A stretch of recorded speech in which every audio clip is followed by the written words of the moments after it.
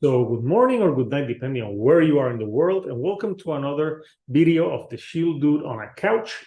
I'm your host, Hector, and today we're starting the top 20 albums of the year for me. So, of course, these are my picks. These are the albums that I listen to the year the most. So if you watch my channel, you know that I listen to metal, punk, shoegaze, alternative, you name it. Progressive rock, progressive metal. So there's a little bit of everything for me because I don't do those type of lists where I divide them by genre. No, I don't. I just do one list where I put the 20 albums that I enjoyed the most through the year. And it's not always easy, people. There's a lot of albums that I listen to. So I go with the albums that I usually go back to the most. So this year was pretty interesting.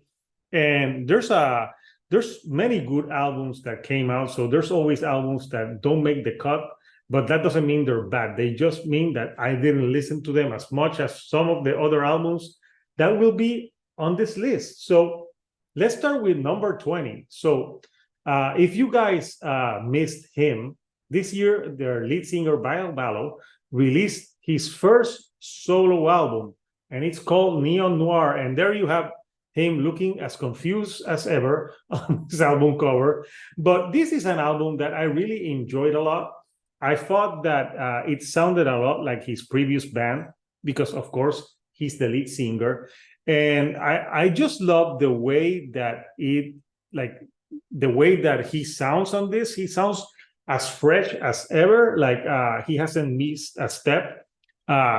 My favorite tracks from this, I would say the song Ecolate Your Love, which starts the album, is great. Neon Noir, I just love the part on that song where he says, like, come love me till it hurts. I just think that's a great track. And oh my God, I've had that track on repeat so much. And this is an album that I listened to in January a lot because this came out in January and I reviewed it. And I listened to it a lot the first months.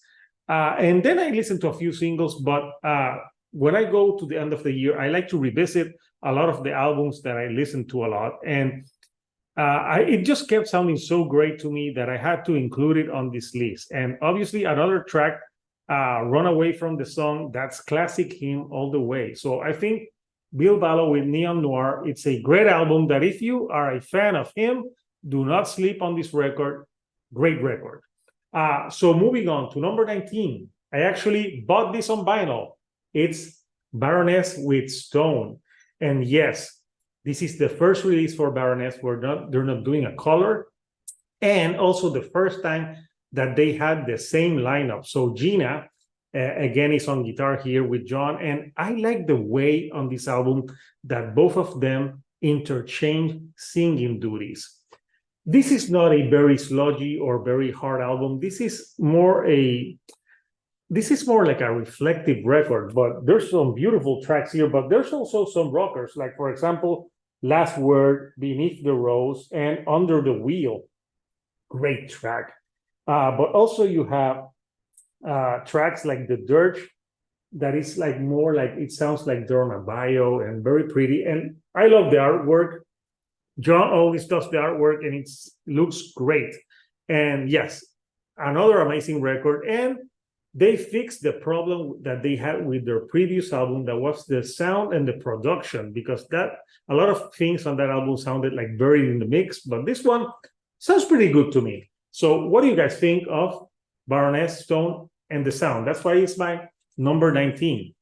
So number 18, we're going more in the pop punk territory. And this album came out the same day that Blink-182 put out a record, and I'm so glad that I listened to it because it could have passed under the rug, because obviously I was gonna first talk about the Blink-182 record, but it's a pop punk band that is called Knuckle Puck, and they've been around now a few years now, and this is the album. I really love the album. It's called Losing What We Love. And the tracks here are just beautiful tracks. There's beautiful tracks, but there's also, like, even though they're pop punk, there's some great riffage on songs like The Tower, but then you have songs that are pure pop punk like You and I. That one has such an infectious groove. where it's like, I saw your mask, da da da da da. I have it on my mind ingrained. So yeah, it's a great record that I really enjoyed.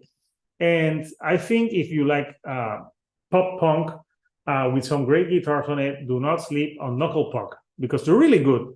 And I really enjoy a lot of they're heartfelt lyrics like a band like the Wonder Years would do. So that's why I think I liked it. Other songs that I think are amazing would be Act Accordingly, Better Late, October. Just a great record all around. And that is why it is at my number 18. So number 17, we're going more in a psychedelic type of rock. So yeah, this band could be called psychedelic rock with some metal.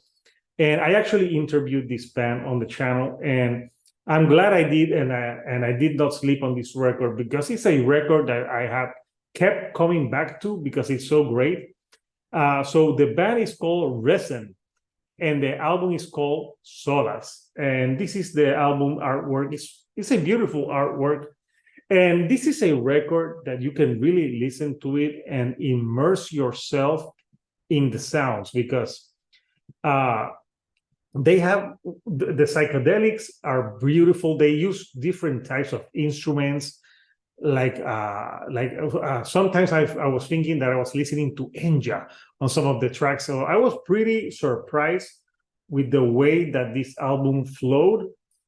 If I had to mention like a favorite track, I would say I think the whole record as a whole flows really well. But I would say Possession, Stasis, and Faded and Fleeting are really good. But also Web Roots that ends the album are almost 8 minutes. It's so epic, so great.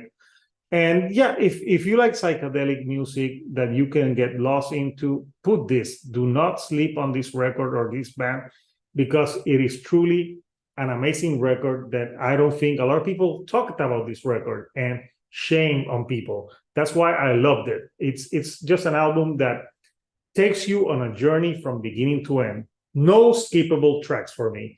So that's why I have it at number 17.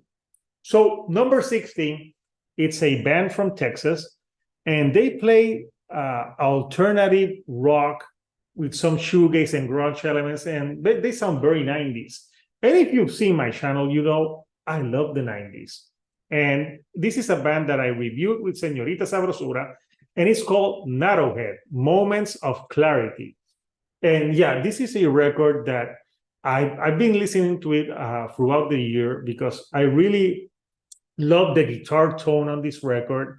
If you like bands like Hum, Failure, and Smashing Pumpkins, you will like this record. Especially, they have a lot of like hum in them, especially in the guitar tone on this record. It's just a great guitar tone all around that I really loved a lot. And I think the singer has this voice that sometimes sounds like he's stoned, but in a good way. And I really love the vocals on this. Listen to songs like The Real, Moments of Clarity, Sunday, and also Breakup Song is great. And one of the last songs on the record, The Calm Down, is like almost 6-minute epic song. So it's a long album with 48 minutes, but it's one of those albums that really, if you love the 90s, do not sleep on Narrowhead. So those are my first 5 picks. So in the coming days, we'll go from number 15 to 11. So until then, I'll see you right here on the couch. So if you like these videos, do not forget to subscribe, and do not forget to get your merch on Fretless. So until next time, people, this is Hector, the Shield Dude on a couch, and I'll see you all right here on the couch. Thank you, and goodbye.